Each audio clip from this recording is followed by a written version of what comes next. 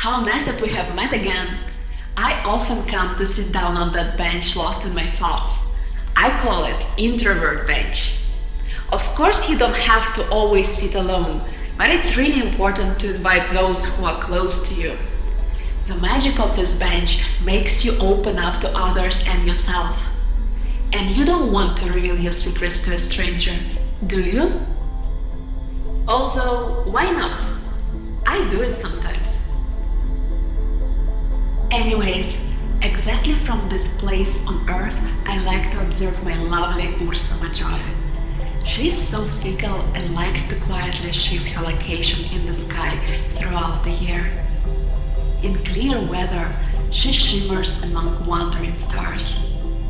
Those stars fled their galaxies because they were attracted to other stars that seemed close in spirit.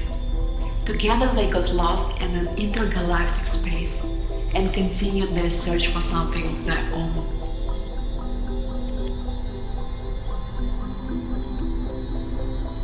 How often do you get attracted to someone, only to discover later that they are on their way to get lost in the bustle of endless days? I'm getting close to people so quickly. Would you believe if I say that I'm already very close to you? It's an amazing feeling. This gravity between people, souls, elves, trolls. Thanks to this gravity, love, friendship, and any close relationship exists. It's kind of funny that this happens even to me, despite the fact that I'm the fifth element. It's like an invisible energy moves me, and I experience a feeling of a giddy joy and liberation from all heavy thoughts. I can spend hours sitting on this bench, just like you, looking at the sky. Sometimes thinking about all the things that are intangible, but still immensely essential. They are like deities who have not yet descended from heaven, but live somewhere among us.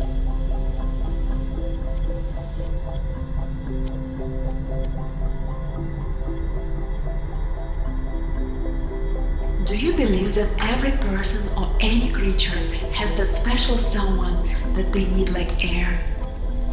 Maybe we are magnetically attracted to each other because we are similar in nature. Have you ever wondered why some people are attracted to each other and others aren't? What might this feeling be like? Let me tell you the story about one of the strongest attractions in the world.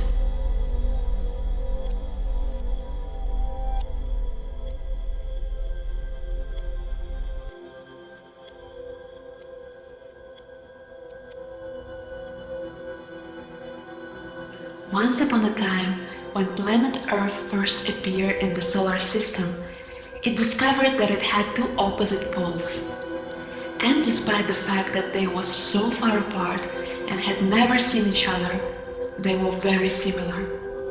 The Earth felt that two poles were pulling towards each other with an incredible force, and Earth felt a storm of emotions rising in her. She asked the universe to give them a unique language so that they could talk at a distance. And the universe gave these poles the northern and southern lights, calling them Aurora Borealis and Aurora Australis.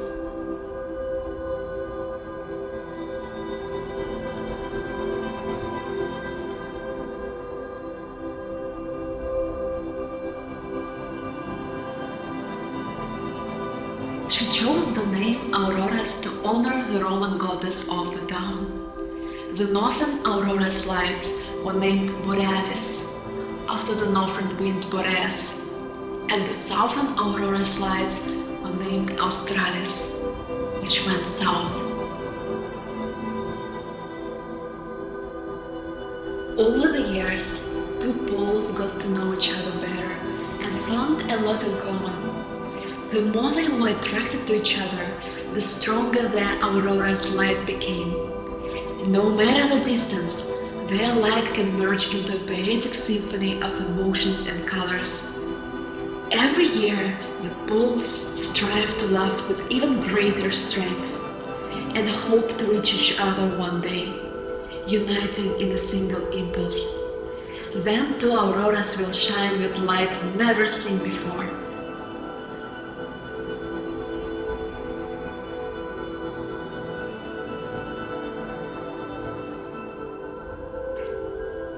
This exceptional story was told to me by equally exceptional reindeers.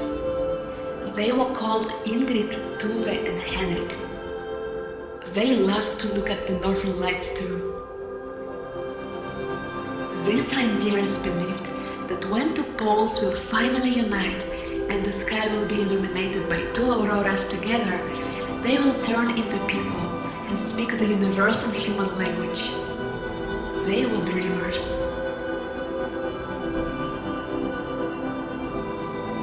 I met their family when I was still an elf. One day, I ran into them in the vast Arctic tundra and saw how an evil troll was teasing little Henrik. His older sister Tuve was trying to protect him, but to no avail. I don't know why, but trolls especially love to scare reindeers and annoy them in nasty ways.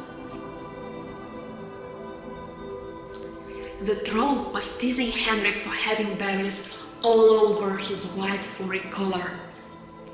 To tell you the truth, Henrik can spend hours chewing them non-stop, getting his whole face dirty, and then he lies somewhere and moans that he has eaten too much. So typical of him. That day, Henrik just found a ripened berry bush of fragrant blueberries, when a naughty troll appeared out of nowhere and ruined his foodie pleasure. Tuve immediately came to help her younger brother. She looked at the troll with her brave grey eyes and told him to stop mocking Henrik. But instead, Troll got furious and called Tuve a blown fool for her albinism. Henrik began to growl helplessly with resentment. She and Tuve were very close, despite having different fathers. Tuve was born from a lost Finnish reindeer, and Henrik from a Swedish reindeer that were visiting these lands. Yes, their mother Ingrid was quite a freedom-loving and hospitable doll. No judgment, please. Everyone is free to choose their own lifestyle. When it became obvious that Troll was not going to leave them alone, Tuve grabbed a huge log with her young horns and threw it at the troll. Log fell on his huge leg. He howled in pain and grabbed Tuve by her horns. He took the rope from his belt, which he always carried with him, and began tying Tuve to a dwarf tree growing nearby. Little Henrik stopped growling and began calling his mother Ingrid in desperation. But she was far away and did not hear his call.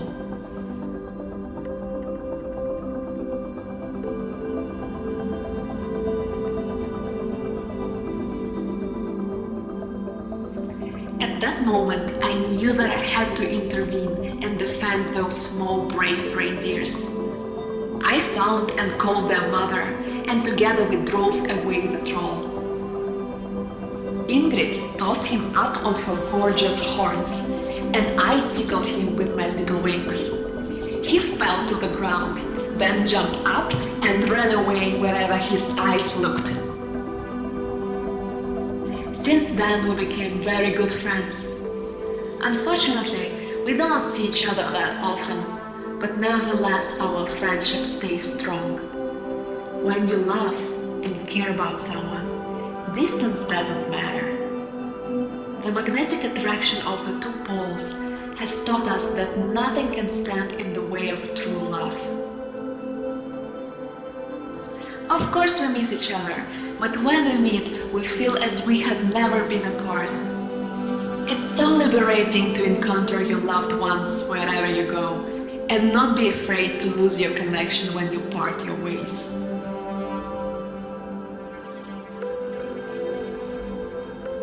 I would really like to introduce you to them, but reindeers are unpredictable and avoid the company of people. People think that they have learned to tame them, but it's not entirely true. Reindeers in their thirst for freedom can be very similar to the element of wind. They live in herds, but each of them has its own unique character. They are obedient only when they are supported by others. But if you betray your reindeer, he will no longer trust you.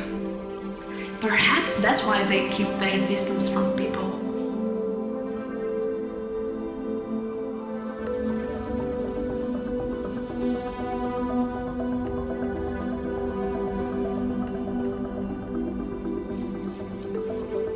Are you afraid of betrayal when you open up to someone? It's so complicated. The closer you get to someone, the deeper the bond can be. But isn't the possible bond worth the risk anyway? We need to know others and be known by them. It's true for people, elves, or trolls alike. Take Ingrid, for example. After all, it's not accidental that every now and then she is drawn to a new reindeer. Once she said, "Through them, I'm trying to understand myself. And does it even matter what other thinks about it? At the end of the day, I'm staying just with myself. And it's only me who's going to judge me the harshest." Maybe it's true for you too.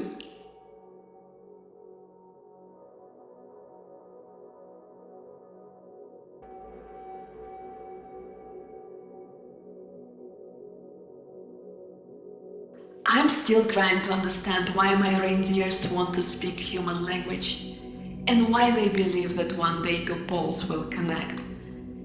Perhaps they know something that we are not aware of. Touch the palm of my hand. The warmth of the skin is so similar to the radiance of polar auroras. After all, people are also beacons of some sort, that are glowing and radiating their light to others.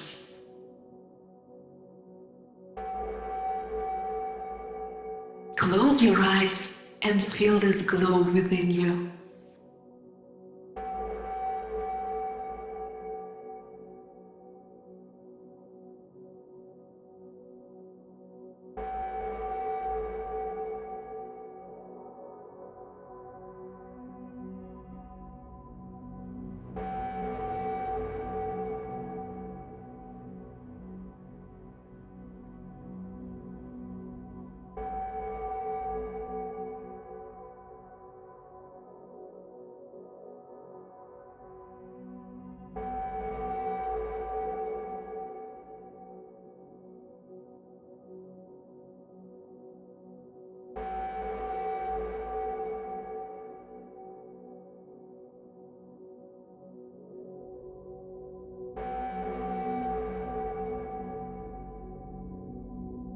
Never forget that there is always someone somewhere in the world who is longing for your magical light, the same way I'm longing for the constellation of Ursa Majore from time to time.